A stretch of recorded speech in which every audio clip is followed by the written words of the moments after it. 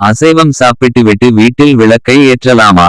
பொதுவாக தினமும் வீட்டில் விளக்கை ஏற்றுவது மிகவும் நல்லது.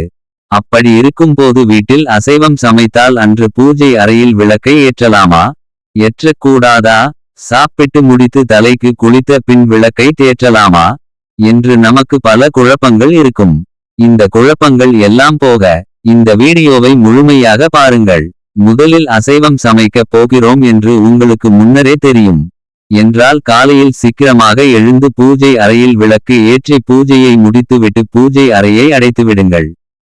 அசைவம் சாப்பிட்ட பின் விளக்கேற்றினால் தோஷம் ஏற்பட வாய்ப்பு உள்ளது. மற்றும் அசைவம் சாப்பிட்டு விட்டு விளக்கு ஏற்றினால் தெய்வத்தின் கோபத்திற்கு ஆளாகவும் நேரிடும். இது உங்கள் வீட்டிற்கு நல்லதில்லை. அசைவம் சாப்பிட்ட அடுத்த நாள் வீட்டை சுத்தமாக துடைத்து விட்டு சாம்பிராணி தூபம் போட வேண்டும். உங்கள் வீட்டில் அசைவ வாசனை முழுமையாக போன பிறகே குளித்து விட்டு பூஜை அறையை திறக்க வேண்டும். உங்களுக்கு கடவுள் நம்பிக்கை இருந்தால் இந்த சேனலை சப்ஸ்கிரைப் செய்து இந்த வீடியோவை லைக் செய்து